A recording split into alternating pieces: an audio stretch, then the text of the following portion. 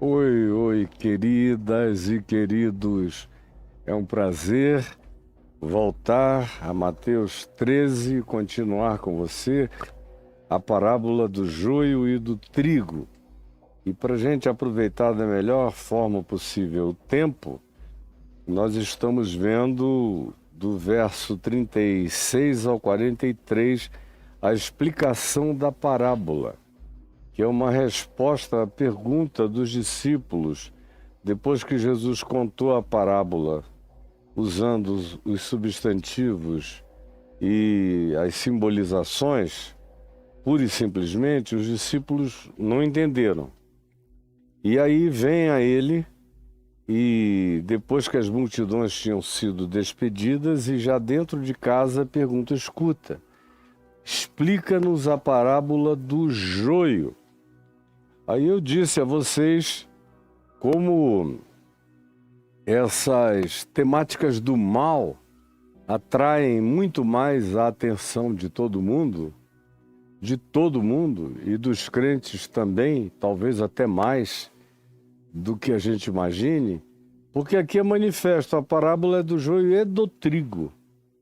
Tem uma dimensão maravilhosa de glória, de preservação, de utilidade, de reunião do trigo no celeiro divino. São imagens de ajuntamento universal dos filhos de Deus, tudo isso, mas nada disso chamou a atenção dos apóstolos. Eles queriam saber a explicação da parábola do joio.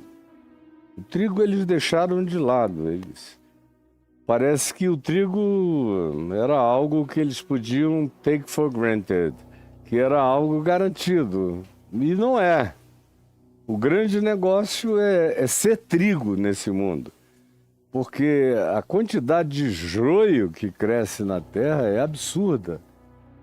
A capacidade que o joio tem de se multiplicar é ainda maior, como a gente tem falado. Eu já dei até ilustrações aqui em vídeo. E também tenho falado todos os dias sobre o esparramamento das raízes do joio por debaixo da raiz do trigo. Elas se espalham muito mais, elas às vezes estrangulam por baixo, elas diminuem a expansão do trigo onde o joio cresce muito. Falamos várias coisas. Pois bem, mas chegamos nesses momentos de explicação, e esse já é o terceiro dia em que eu me dedico à explanação de Jesus, explicando o significado da parábola. Quando ele diz o que semeia o Filho do Homem, nós já vimos bastante isso aqui, a liberdade do Cristo eterno, do Filho do Homem, do Espírito de Cristo de se manifestar a quem quer, como quer, aonde deseja. Aí ele prossegue dizendo que o campo é o mundo. E eu falei a vocês todos aprenderam que o campo era a igreja, que essa é uma parábola eclesiástica. E não tem nada a ver, a igreja faz parte desse pacotão que tem a ver com o mundo, sociedade humana. Tem a ver com todas as etnias, povos, raças, línguas, nações, em todos os lugares Deus tem trigo, e em todos os lugares Deus tem joio. Porque o campo não é o clube eclesiástico, chamado igreja, apelidado assim, e qualquer um pode abrir ali num cartório uma igreja e dizer que é de Deus e que daí para frente aquilo virou um banco de Deus para... não empresta, mas com promessas, com promissórias de bênçãos divinas para quem der dinheiro de calção antes. Qualquer um pode abrir esse negócio e dizer em nome de Deus. E aí milhões vão andando no meio dessa loucura. É algo tão patético que eu, por exemplo, me sinto até mal de viver numa solitude enorme.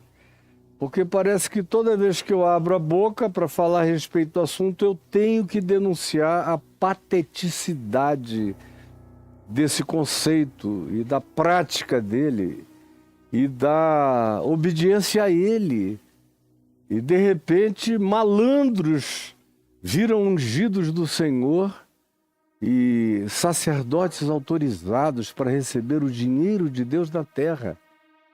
E você cai nesse estelionato, nessa palhaçada o tempo todo, e não adianta. Eu falo tentando abrir o olho e quem se torna herege sou eu, mas eu sei que é na presença de Deus que eu ando. O campo é o mundo. A boa semente são os filhos do reino. A semente, a gente viu aqui no capítulo 13, é o Evangelho. A boa semente são esses que escolheram oferecer o chão do coração para que essa semente trigo da graça de Deus, do Evangelho de Deus, do pão da vida, cresça neles. Esses são os filhos do reino, que são o trigo. E o joio são os filhos do maligno, como a gente ontem viu. E aí eu dei o exemplo, por exemplo, de como a malignidade foi criando joios no mundo. O primeiro exemplo que eu dei, você lembra, foi de Adão e sua mulher. Eu disse que a gente podia escolher qualquer uma das 1.500 principais culturas míticas do planeta. Em todas elas, o princípio era idêntico. Tem uma figura maligna, tentadora, corruptora, pervertedora, em todas elas. Mas o Gênesis é a narrativa mais direta, objetiva, simples, clara, arquetipicamente extraordinária e incomparável. Especialmente para quem de fato conhece sem preconceito as demais, lendo-as com um olhar antropológico livre, sem preconceito religioso. É assim que eu garanto a você que a narrativa do Gênesis é a mais simples, a mais direta, a mais objetiva, a mais arquetipicamente propositiva, a mais maravilhosa de todas. É assim que eu vejo, comparando com uma multidão de outras narrativas. Mas, em todas elas, tem um ente maligno que semeia algo ruim. Aí a gente viu no Gênesis, no capítulo 3, a história da árvore do conhecimento do bem e do mal. Eu falei, aquela queda não foi suficiente para que houvesse alguma intenção superior, celestial, em relação à destruição dos humanos. Não houve, a vida prosseguiu. As pessoas agora rachadas, vivendo uma psicose básica, em conflito dioturno permanente entre o bem e o mal, num estado de antagonismo contra si mesmo, como primorosamente Paulo descreve em Romanos, no capítulo 7, mas a vida prosseguiu. Aí a gente chega em Gênesis 6. São 3 páginas viradas na Bíblia, mas de fato são milhares de anos que se interpõem entre essa alteração cognitiva de Gênesis 3, que católicos e protestantes designaram como sendo a queda. Há milhares de anos que se passaram, uma quantidade enorme de desenvolvimentos humanos, enfim, há muita coisa, muito conhecimento arqueológico é necessário para você ver o que se interpôs entre Gênesis 3 e Gênesis 6, até que chega o dilúvio, que é quando acontece uma outra situação de insuportabilidade. Essa sim, que é o imiscuimento, que é a alteração genética, alteração psíquica, alteração espiritual dos humanos possuídos pelos vigilantes, conforme eu expliquei ontem. Quem quiser saber mais detalhes, veja o que está gravado no YouTube no dia de ontem. E aí, Gênesis 6 diz que nasce uma raça deformada, gigantesca, dos Nefilim, que são os filhos dos que caíram, é o que a palavra significa. E não só isso, mas alteraram toda a espécie das criaturas, diz Gênesis 6, que rastejavam sobre a face da terra. E o livro de Enoque, que é mais detalhado a respeito disso, e não está na Bíblia, exceto na Bíblia etíope, mas você acha aí, em qualquer pedido e busca na internet, você encontra o livro de Enoque, as variáveis dele, o livro dos gigantes e vários outros. Pois bem, então, foi tão grave a situação descrita no livro de Enoque, que a solução, de acordo com Gênesis 6 e com o livro de Enoque também, foi a mesma. Foi o dilúvio.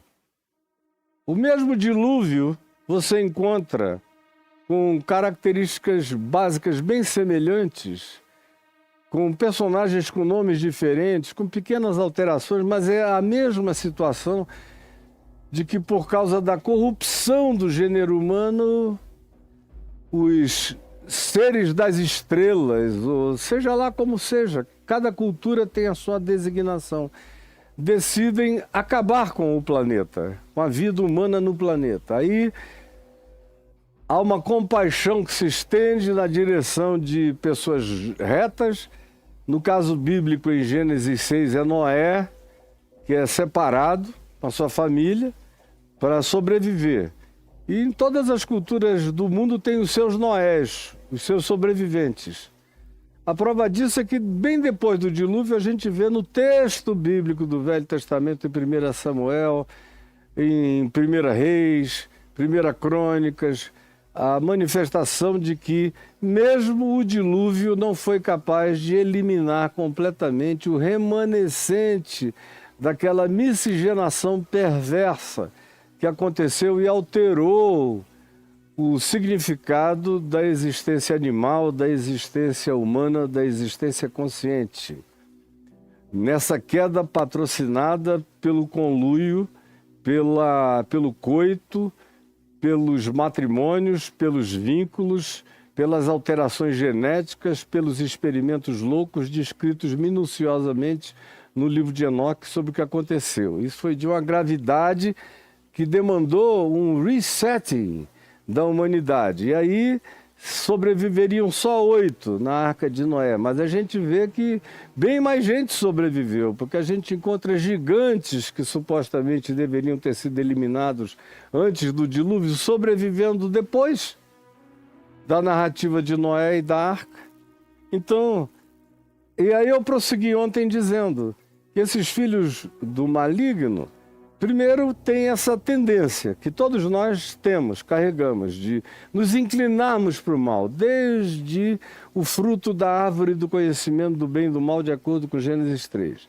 Mas em Gênesis 6 tem uma alteração de natureza genética, dramática, DNA, genomas, alterações variadas que corromperam e criaram uma cultura durante alguns milhares de anos, que afetou toda a percepção e a cognição da humanidade a ponto de se dizer tem que parar tudo e começar de novo.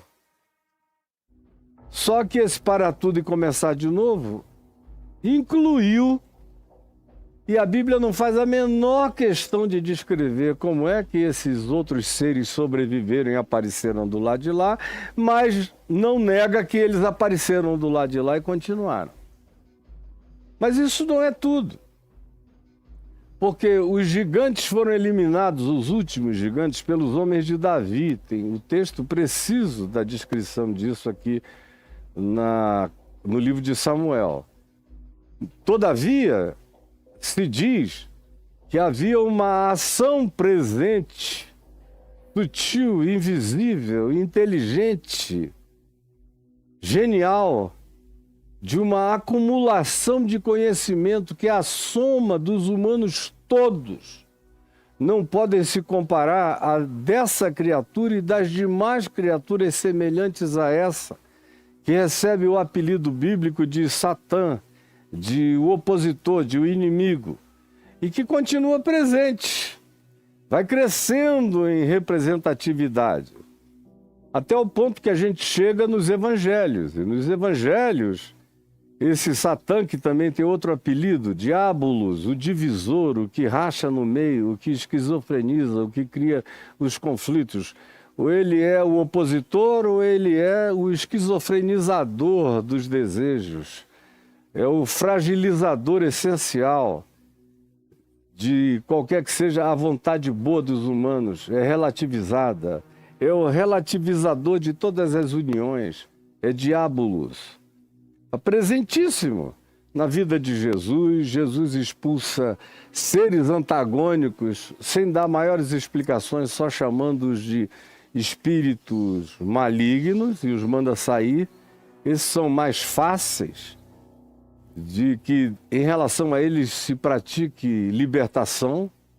Eles obedecem o nome e a voz de Jesus, mas a gente prossegue na leitura dos evangelhos e chega num quarto elemento, já em em João, no capítulo 8, João capítulo 8, leia aí, onde Jesus chama os religiosos, fariseus, saduceus, capitães do templo, sumos sacerdotes, os líderes do sinédrio, todos aqueles que o acossavam com perguntas cretinas, querendo ver se arrancavam dele aquilo que eles consideravam heresia, e toda hora Jesus era considerado herege, a fim de o matarem.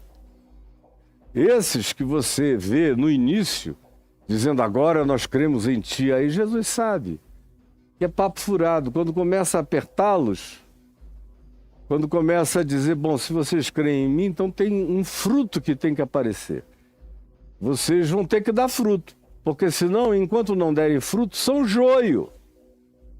Enquanto não derem o fruto da verdade, vocês são joio. Estão dizendo que creem em mim, então notem, conhecereis. Se vocês creem em mim, vocês vão conhecer experiencialmente, a palavra grega para conhecer. A verdade sou eu, é o Evangelho, e a verdade e a adesão e o compromisso com a prática da verdade que sou eu e eu ensino qual é e como nela andar, vos libertará e pronto. Aí eles na mesma hora foram botando as garras de fora, nós não somos escravos, nunca fomos, quem você pensa que é, só porque a gente gostou de uma palestra tua e dissemos que agora a gente cria em ti, tu vens com essa demanda profunda de transformação, de conversão, você não se enxerga. Aí Jesus deixou e eles foram crescendo em hostilidade, Aí começaram a ameaçar Jesus, aí Jesus disse, olha, vocês não são nem filhos de Abraão, porque eles disseram, nós nunca fomos escravos de ninguém. Foram escravos 430 anos no Egito. Entraram na terra de Canaã, eliminaram alguns povos de maneira chacinadora. Em relação a outros, tiveram que dividir o poder. Quando conseguiram uma unificação do espaço inteiro ocupado pelas 12 tribos de Israel, chamado de Israel, se dividiram em guerras fratricidas. Aí o lado norte, 10 tribos foram para o exílio assírio e se miscigenaram lá e desapareceram. E ficaram 2 tribos aqui assimiladas por Judá e Benjamim. E capital Jerusalém, foram levadas para o exílio, Babilônia. E ficaram 70 anos lá. Os 2 grupos ficaram tempos mais ou menos semelhantes nos seus exílios. Aí começaram a voltar 70 anos depois e nunca mais tiveram autodeterminação, sempre foram escravos de alguém. Escravos quando foram libertos de Ciro o Grande, depois de Alexandre o Grande, depois dos Ptolomeus, depois dos Seleucidas, depois dos romanos, e agora no diálogo de João 8 com Jesus, eles são escravos dos romanos e dizem mentirosamente, como bons crentes, nunca fomos escravos de ninguém. É patético, mas a história se repete sempre, é a mesma mentalidade. Aí Jesus disse, não, vocês dizem que são filhos de Abraão, vocês então imitem Abraão. Porque Abraão viu os meus dias e se regozijou. Aí eles disseram, tu não tens nem 50 anos, como é que tu podes ter visto Abraão? Vocês vejam como é que é a mentalidade tosca, sem sutileza simbólica de crente, é um negócio nojento. Aí Jesus diz, olha, antes que Abraão existisse, eu sou. Aí o bicho pega. Aí eles começam a dizer, não, não, a gente está certo quando diz que tu tens demônio, que Belzebu te habita, que tu tens diabo em ti. Aí começam a agredir, aí Jesus olha para eles e diz, vocês são joio. Vocês são filhos do diabo. Joio é o filho do diabo. Vocês são filhos do diabo, vocês são joio. Lá em João 8, a gente tem também uma outra designação de manifestação do joio no meio do trigo. Vocês são joio, é o que Jesus está dizendo. Filhos do diabo. Vocês desejam satisfazer os desejos dele. O fruto que vocês dão como joio é esse. É o fruto do ódio. É o fruto homicida. É o fruto da mentira, do engano, da fake news, da criação fantasiosa do que vocês desejem a partir dos caprichos perversos de vocês para justificarem a prática do mal. É isso que vocês são. Aí, na mesma hora, eles se voltaram outra vez querendo matar a Jesus. Aí Jesus se retira. Jesus sabia que aquilo ia acontecer mais cedo ou mais tarde, mas nunca antes da hora que ele, Jesus, determinasse que seria.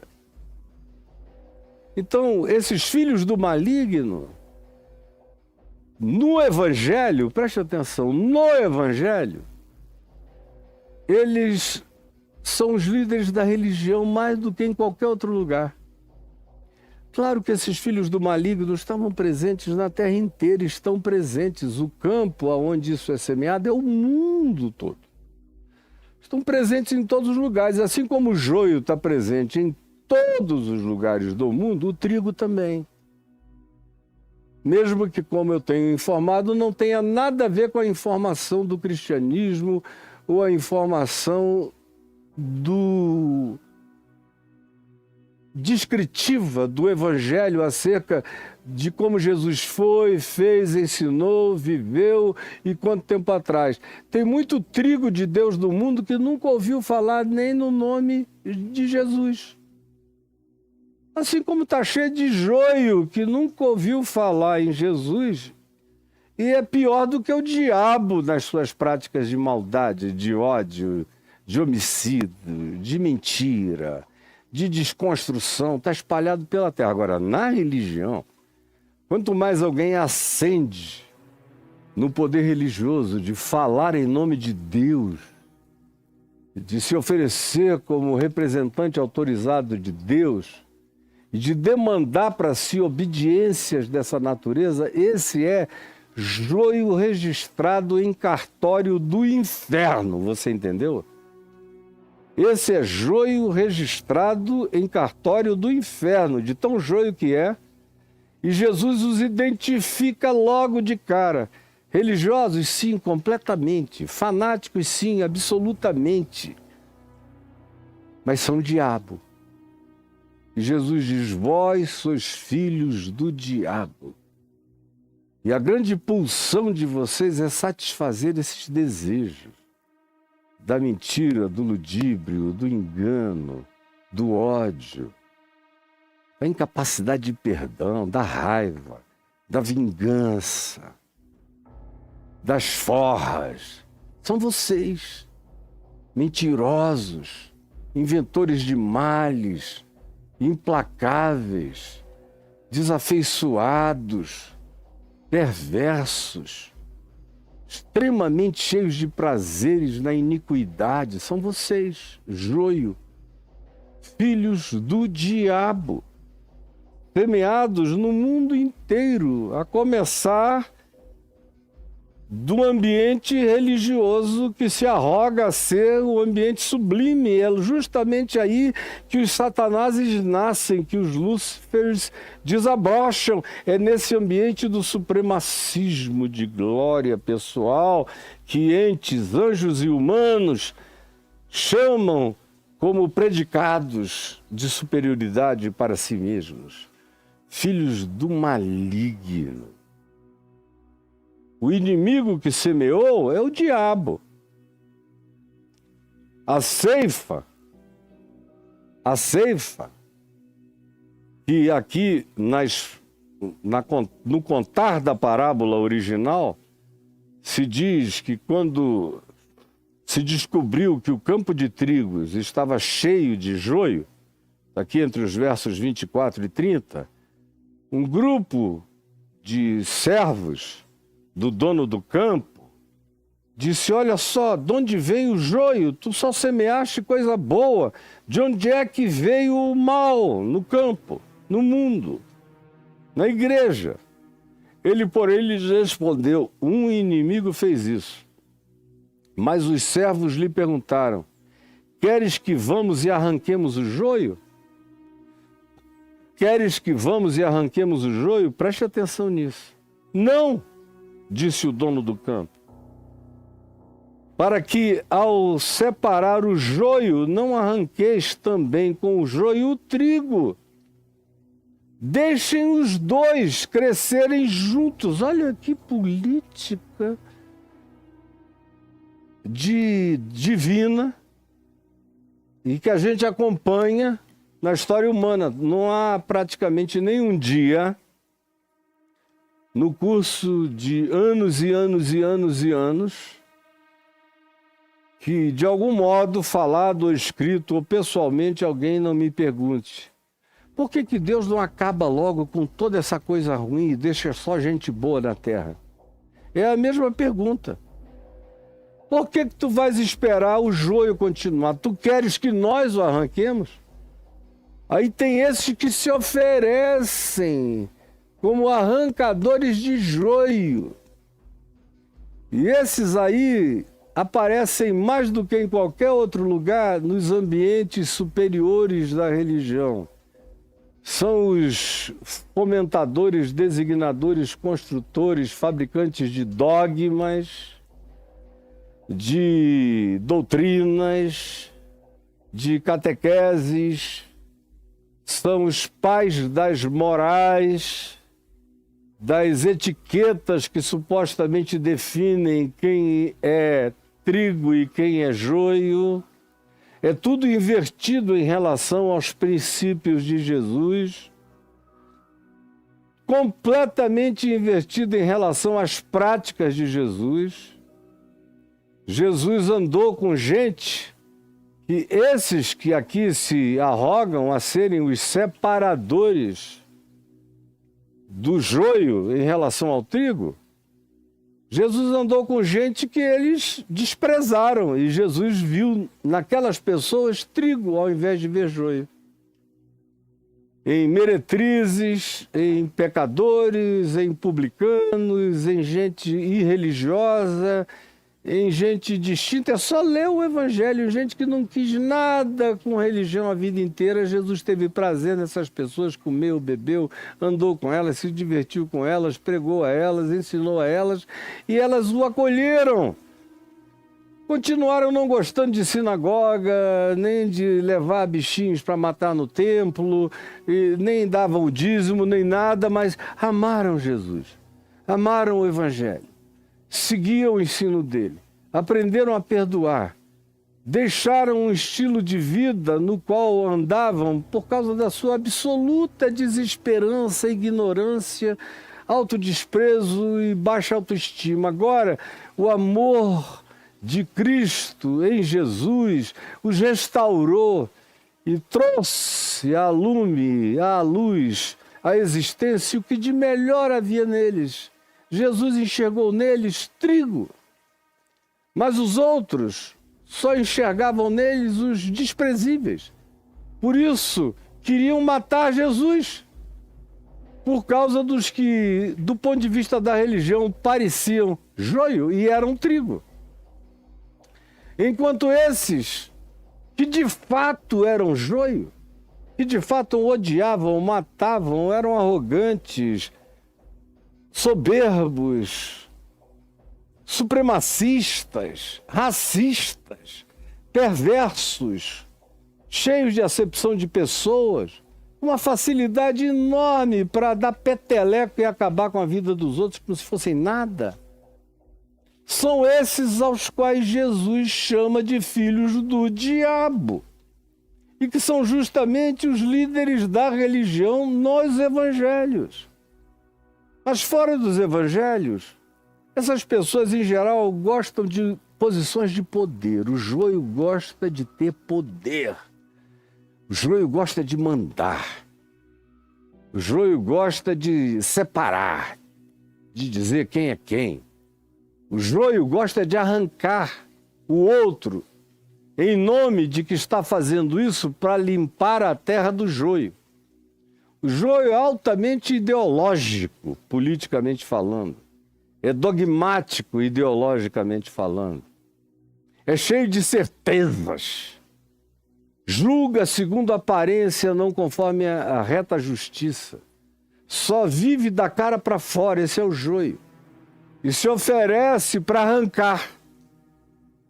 Se oferece para arrancar o joio. Quando o joio se oferece para arrancar o joio, é óbvio que ele só vai arrancar trigo. Dando um exemplo menor, mais simples, assim como na igreja.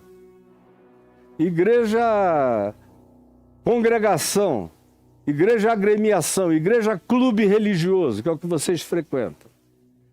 A maioria dos que tem o poder e os que têm poder na tua igreja são puro joio. Quase que completamente. Os que brigam pelo poder, não abrem mão do poder, são capazes até de ameaçar, de matar, de sequestrar, como eu já vi, pelo poder. E eu conheço o nome deles, alguns já morreram, outros estão vivos até hoje. E, em nome de Deus, mataram pessoas para ficar com as igrejas do outro, porque o outro era joio. E ele, que é o representante de Deus, está aí. Vai ficar cara a cara com a luz do Criador e do Senhor, no dia aprazado, definido.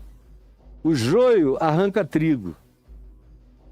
Por isso é tão perigosa essa questão de disciplina na igreja, porque, em geral, é joio ministrando conceito de joio contra aquele trigo que escorregou, que pisou na bola, que teve um dia mau, um tempo ruim, que não frutificou dessa estação, mas é essencial e originalmente trigo. Mas o joio não quer saber. Se o trigo não estiver dando abundância de fruto contra o qual ele não possa abrir a boca para dizer absolutamente nada, vai ser arrancado do joio poderoso, vai ser o que vai estender a mão para arrancar o trigo frágil. Porque mesmo o trigo, e Jesus se identificou com o trigo também no Evangelho de João, no capítulo 12, quando ele diz que ele é a semente de trigo que cai na terra e morre para poder dar muito fruto. Dando muito fruto a si mesmo, os joios, líderes poderosos da religião, o mataram. Não há respeito mesmo. Se você deixar os critérios nas mãos do joio, eles acabam com o trigo no mundo. Eles perseguem, eles chamam de malignos, eles dizem que você tem diabo, eles dizem que você não crê em Deus. Você pode estar cheio do Espírito de Jesus, mas eles dizem que é o Espírito de Belzebu. Eles definem você da maneira mais pavorosa possível, porque é o único argumento que eles têm. Eles não têm fruto, eles não têm vida, eles não manifestam graça, eles são assim, não sabem, não conseguem, não podem mudar. E aí eles tascam a mão do trigo. E o Senhor Jesus diz nessa parábola, não toquem, nem no joio. A pretexto de estarem limpando o campo de trigo, não toquem nem o joio, porque vocês, até mesmo os que possam ter alguma boa intenção, não têm percepção. Vocês são empedrados. Vocês são muito burros espiritualmente. Vocês não veem a vida pelo meu olhar, pelo meu ângulo, vocês não enxergam, vocês só veem a partir dos preconceitos de vocês, o melhor de vocês, não tem qualificação para separar ninguém de coisa alguma, para separar joio de trigo nenhum. O melhor de vocês tem que ficar ainda quieto. Cuidar de si mesmo. Aquele que está em pé, cuide para que não caia. Não toquem. Deixai-os crescer juntos até que chegue o dia de Deus. E o dia de Deus chega, que é aqui chamado de colheita. O inimigo que semeou é o diabo, que vem semeando e usando todos os instrumentos que ele pode para cegar a mente humana, como Paulo diz em Efésios 2, verso 1. Cegar, fazer a gente existir sem enxergar nada. Aí o cara decora os códigos da religião e acha que ele é que vê alguma coisa no mundo, e ele é o mais cego de todos, como Jesus disse em Mateus 23. Guia de cego, é cego guiando outro cego para o abismo. São os líderes da religião, os joios da religião se oferecendo para orientar o mundo. Jesus, no entanto, diz, olha, isso é tão ambivalente que não façam nada por amor ao trigo, porque o trigo tem dias ruins, tem estações ruins, o trigo às vezes demora a dar o fruto, mas eu sei a natureza dele, que ele é quem ele é, vocês não. Vocês julgam segundo as exterioridades. Eu vejo a essência da natureza no coração. Não toquem. E não há argumento que possa dizer, mas e o joio? Tu vais preservar um trigo, podendo eliminar 1000 joios? Mas o que Jesus diz é, um trigo preservado vale mais do que 1000 joios que não foram arrancados. Um trigo preservado vale mais do que 1000 joios que não foram arrancados. O meu negócio, eu sou o salvador do mundo, não destruidor das almas, como ele disse várias vezes. Eu não vim a esse mundo para destruir, mas para salvar. Eu prefiro viver no meio de todo esse joio, preservando os trigos, do que dar autorização para quem quer que seja fazer esse trabalho. Porque o valor de um trigo vale mais do que a soma de todos os joios. Isso segue a lógica do Evangelho, segundo a mente de Cristo. Igualmente, é só usar Jesus como a chave hermenêutica. Quando ele mesmo, Jesus, disse, do que adianta o homem ganhar o mundo inteiro se perder a sua alma? Assim, do que adianta eliminar 1000 joios se a gente junto levar 1 trigo, 2 trigos, 10 trigos? De que adianta se o valor é incomparável? O trigo vai herdar a eternidade, o joio vai para o fogo da extinção e vai desaparecer. O joio é temporário, quando ele morrer, ele morreu, mas o trigo vai herdar a vida eterna. Não mexam com ele, não o escandalizem, não choquem. Deixe que eu cuido deles, eu que os conheço, eu que os sei, eu cuido deles. O Filho do Homem tem dia e tem hora para cuidar dessas coisas. O inimigo que semeou é o diabo. E continua fazendo isso todo dia, semeando trigo, trigo no púlpito. Ele botou tanto, joio no púlpito. Raramente a gente tem, hoje em dia, trigo no púlpito. Você tem muito joio no púlpito, pregando. Joio doutrinando, joio liderando denominações. Durante esses 1700 anos de cristianismo, de Constantino para cá, do 4º século para cá, eu disse ontem que o Papa Francisco é uma exceção à regra. A maioria dos papas foram joio. A história do papado é a história do poder do joio na religião, não do trigo. Quando aparece um trigo como o Papa Francisco, vocês veem quanto levante interno acontece, quanto é torcida pelo desaparecimento do homem dentro daquela cúria do poder, cheia de joios. E assim, aplique isso a qualquer outra coisa ou dimensão. partindo do círculo de concentração de poder, em qualquer ambiente você vai vendo. Quanto mais donos do poder, mais joio são. Quanto mais banidos do poder, mais trigo se atesta que eles são, ou sejam, ou de fato manifestarão a natureza do que positivamente carregam. Porque tem tempo para dar todos os frutos. Agora, o joio não dá fruto nunca. E é assim, duro, grosso, subreptício, penetrante, expansivo, cresce rápido, cresce muito, mas nunca dá o fruto do pão da vida. Tem que esperar, Jesus diz, a hora da ceifa, da consumação do século, do aeon. E aí essa consumação do século tem duas dimensões básicas. Preste atenção. Você está prestando atenção em mim? Está prestando atenção? Essa consumação tem duas dimensões básicas. Uma tem a ver com o prazo das nossas existências. Eu estou com 70 anos. Não sei quantos anos mais eu tenho para viver. Mas vamos supor que eu me torne um homem longevo, para além de tudo que eu semeei de saúde na minha vida, porque eu me tratei muito mal, desde muito novo, desde 12 anos de idade. Me tratei mal.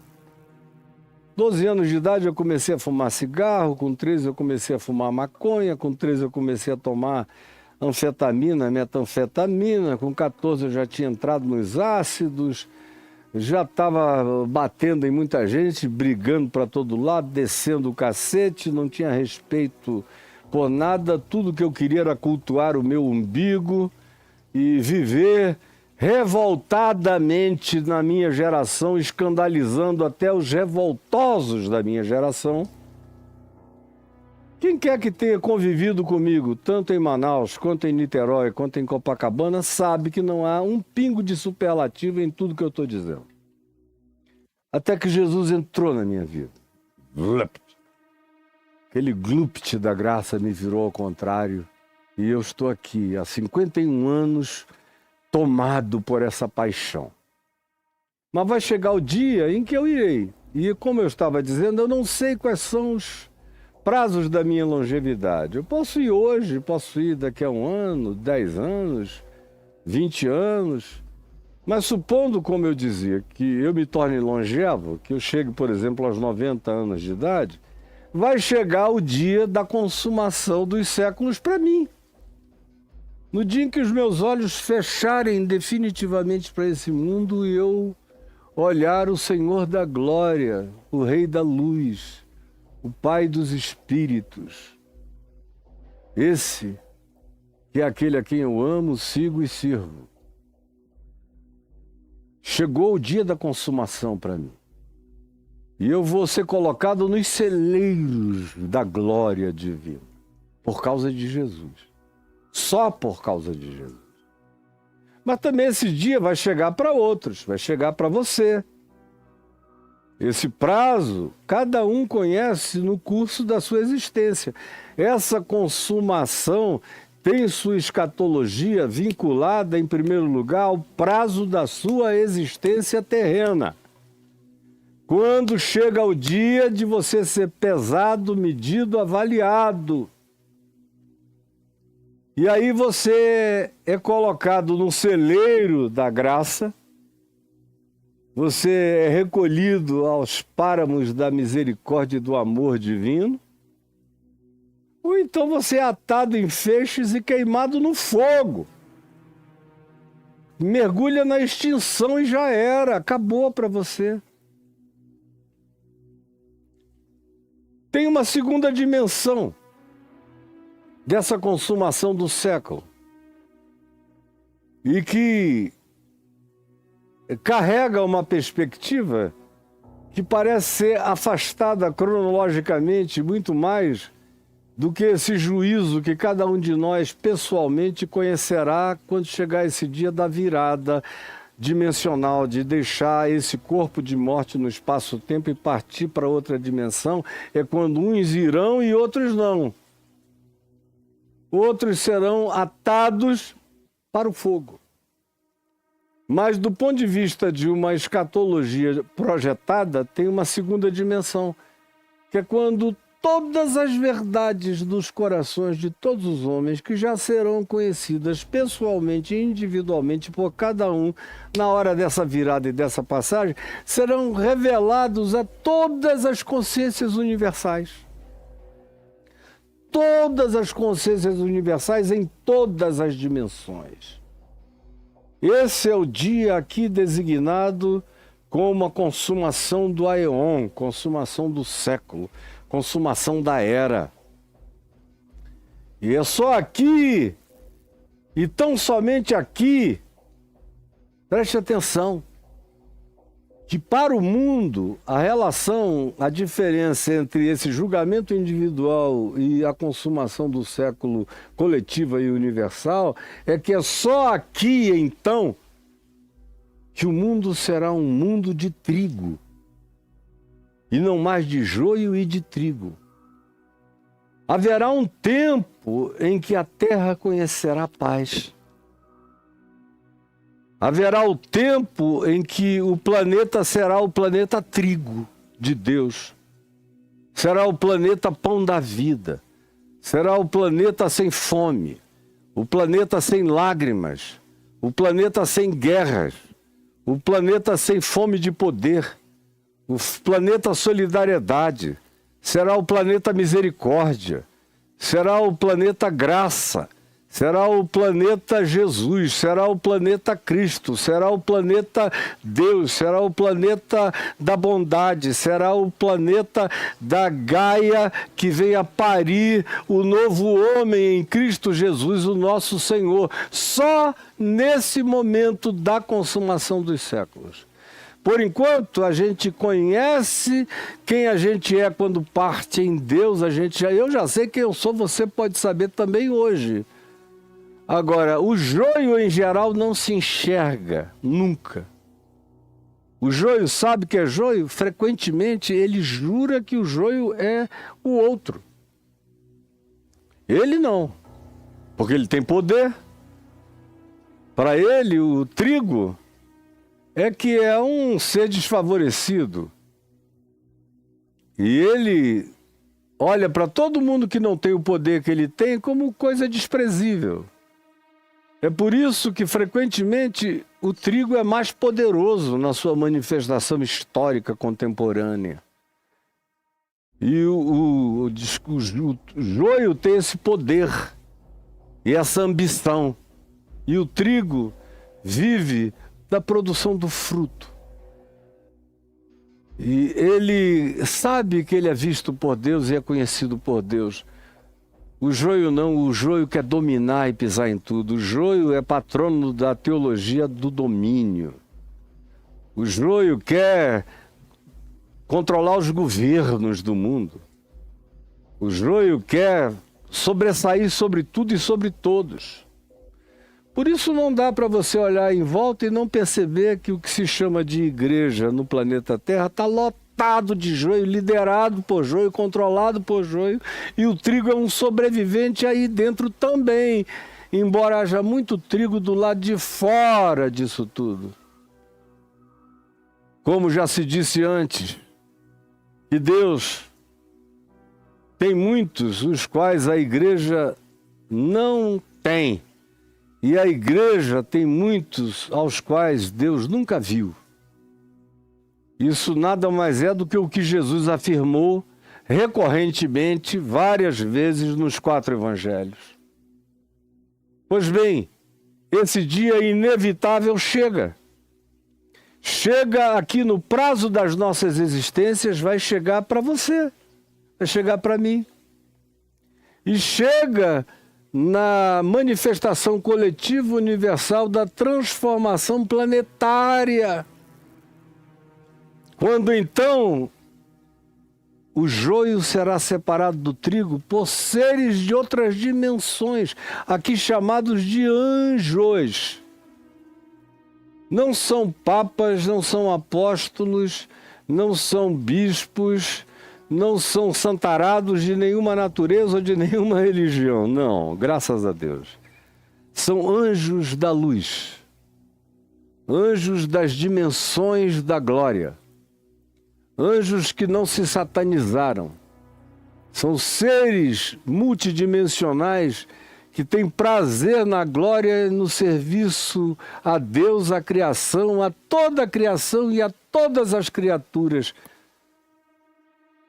que procedem de Deus, e todas procedem de Deus. São esses que não sucumbiram à tentação do joio, do supremacismo, da arrogância, da soberba, luciferianos, satânicos, diabólicos, ou como você queira apelidar. São esses seres tão abundantes na Bíblia, seres de socorro, chamados de espíritos ministradores da verdade em favor daqueles que hão de herdar a salvação, como diz o escritor de Hebreus. E Jesus é recorrente na afirmação de que essas coisas são missão e ministério desses seres de outra dimensão que a gente apelidou de anjos na Bíblia, mas isso é só um apelido. Nenhum deles vai chegar para você e dizer: escuta, muito prazer, eu sou um anjo. Na própria Bíblia você nunca encontrou nenhum deles dizendo: prazer, eu sou um anjo. Eles no máximo dizem: eu vim da parte do Senhor. Mas aparências as mais diversas e variadas e inconcebíveis frequentemente.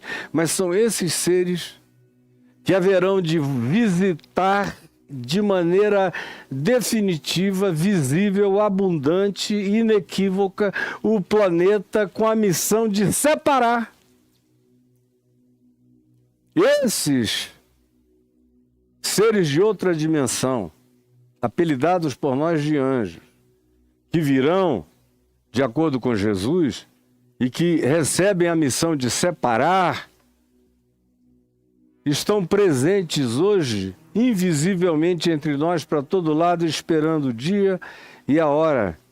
E imagina como esses seres reagem aos Putins, aos Netanyahus, aos Trumps, aos Maduros, aos Ortegas, aos malucos, aos donos de botões nucleares, aos senhores do ódio e da guerra, aos pais dos genocídios, aos vingadores vingativos, horrorosos, destrutivos e terroristas de todos os tipos, uns oficiais, outros não oficiais.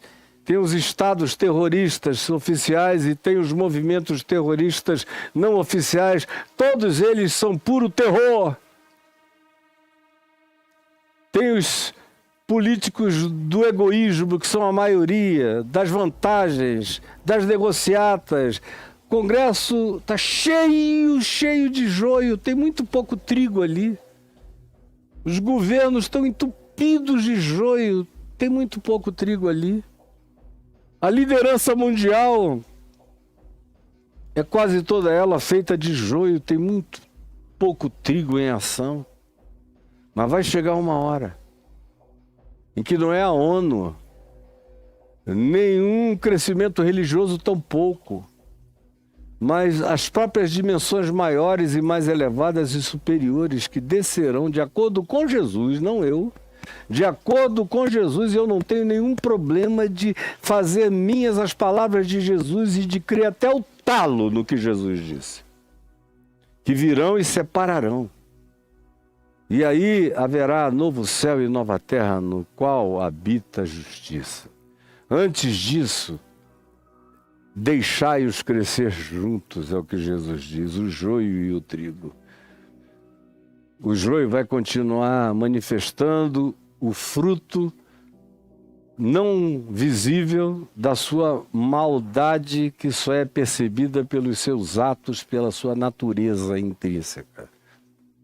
E o trigo vai continuar dando o testemunho do amor, do perdão, da graça, da justiça, da verdade, da misericórdia, embora sem poder, sem aparência, sem visibilização, sem reconhecimento, sem quase nada disso, existindo em fraqueza, mas sob os olhos desse cuidado, da graça e da misericórdia de Deus.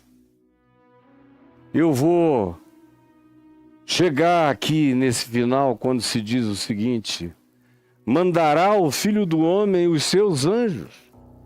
Esses seres que vêm com os formatos mais variados. Lá em Ezequiel tem desses seres que usam inclusive aparatos de girantes, uma roda dentro da outra, com luzes estrambólicas tão violentas que Ezequiel não podia nem conceber o que era aquilo, caiu desmaiado, chocado quando viu. Seres com faces, 4 faces, num ente só. Sim, meu Deus, a indesignabilidade das confecções, das formações, das morfologias dessas entidades e criaturas supraterrestres que virão para esse julgamento enviadas por Cristo Jesus, são impensáveis para nós, mas é o Filho do Homem que tem poder sobre eles. Mandará o Filho do Homem os seus anjos, são os anjos de Jesus que virão, os seus anjos. São os seus alienígenas, não conhecidos por nós, que virão. Os mesmos que visitaram Abraão, o mesmo querubim, o mesmo tipo de querubim que Deus botou na frente da árvore da vida, impedindo o acesso a ela.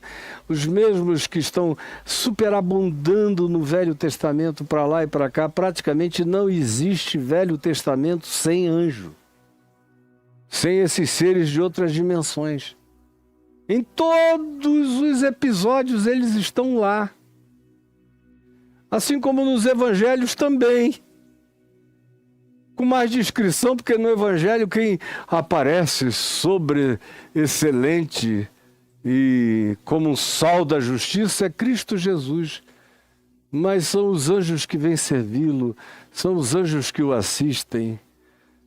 É acerca dos anjos que ele diz quando Pedro puxa da espada querendo cortando a orelha do servo do sumo sacerdote, querendo criar uma briga apostólica contra os capitães do templo.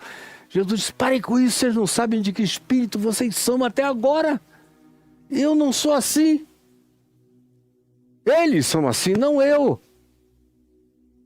Se vocês não sabiam, se eu quisesse, eu pediria ao meu pai e ele mandaria agora 12 legiões de anjos. A maior legião romana tinha 6.000 soldados.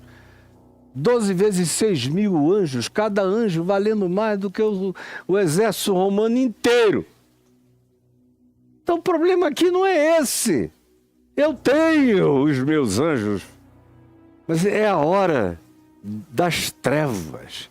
É a hora de se manifestar o poder maligno e de ser vencido de dentro para fora.